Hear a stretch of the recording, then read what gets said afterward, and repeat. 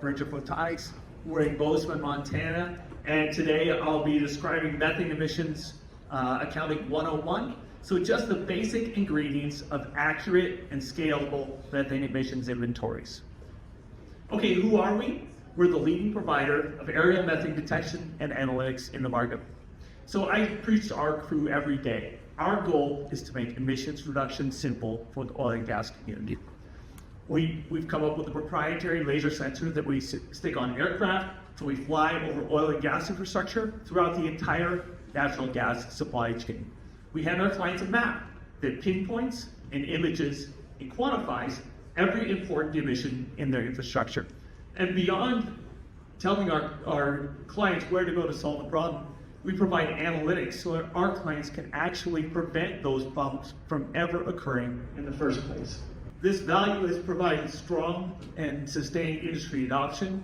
We're proud to support 9 out of the top 10 gas producers in the United States, and we've more than doubled our client count over just the last year. We scan over 100,000 facilities per year, and we scan over 100,000 miles of pipeline per year. Now, these clients that I'm showing, or this industry and these clients, the top of mind right now has become, and for our business as well, has become methane emissions inventories. So this is determining the total amount of emissions from a company across their entire asset portfolio and then tracking that over time. Why is this important? Our clients want it for OGMP 2.0. They want it to assess their efficacy of reduction initiatives. They want to track their corporate sustainability goals. All of this requires methane emissions inventories. But none of it means a bit unless those inventories are accurate. Nobody wants to base their critical strategic decisions on faulty data, and nobody wants to, 2 years from now, have to restate their methane emissions inventory because they based their inventory on errors. So I'm going to get into the basic ingredients of an accurate inventory, but first I want to share with you an example that shows really the power of methane emissions inventories.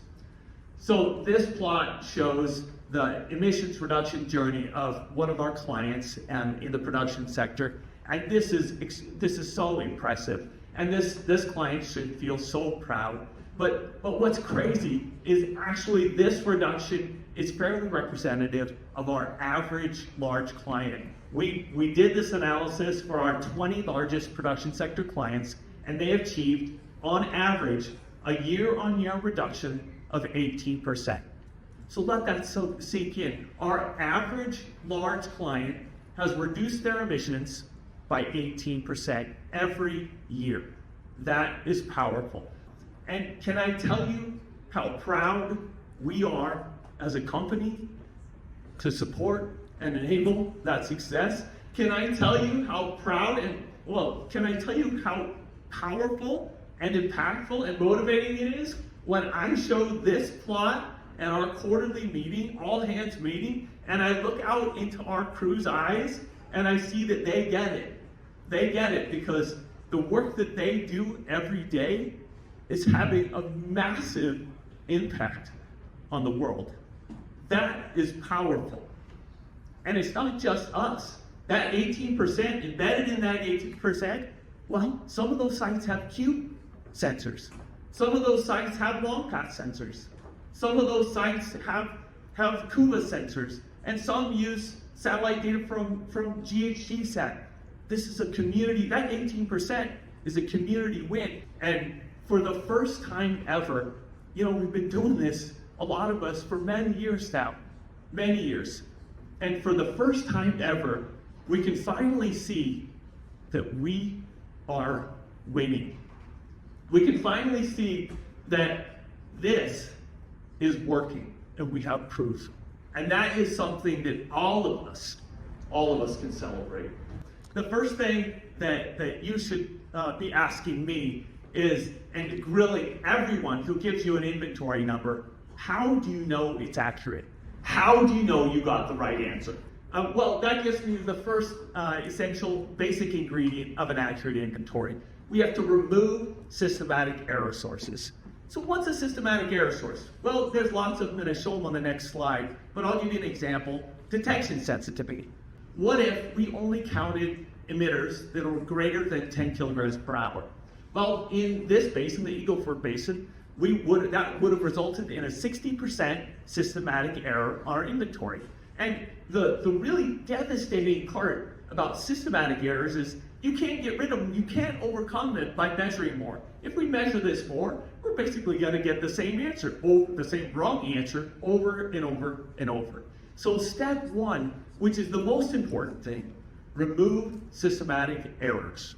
Okay, once we've done that, the next step is experimentally validate our confidence bounds. What this means is experimentally show that your measurements are repeatable over and over and over. And that not only are they repeatable, but you understand the spread of the measurements that you're going to get as uncertainty bounds. That's exactly what we did with our partner clients. We came out and fly a ton of their sites. Then we came back a week later and flied a ton of their sites again. And we did this 10 times. Over and over, every single time, we get the same answer. To within our uncertainty bars, when we do those repeated measurements, we get the same answer. So all this does, this proved to us, this proved to our clients, and this should prove to you that our measurements are repeatable and that we understand the uncertainty in our measurements. Okay, so once we do that, the final step is measure enough to achieve the confidence you desire. What happens if the uncertainty bounds are too high for your liking? Well, we have fewer sites or something like that, more intermittency. Well, that's okay, because as long as we've removed systematic errors, all we have to do is measure more. That's all we have to do. We've won. All we have to do is measure more sites or measure the same sites more times. Systematic errors are devastating for an inventory. Absolutely devastating. Random errors, those are workable. In fact, when we get to random errors, that's the beauty, we've won.